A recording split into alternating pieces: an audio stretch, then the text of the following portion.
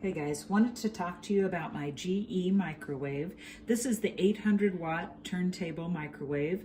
It's countertop. It is built-in capable, but I have a special shelf here that it fits real nicely on. I do want to mention that the dimensions in width, height, and depth are 17 3/8 by 9 by 12 1/4 inches. So it's a nice size microwave.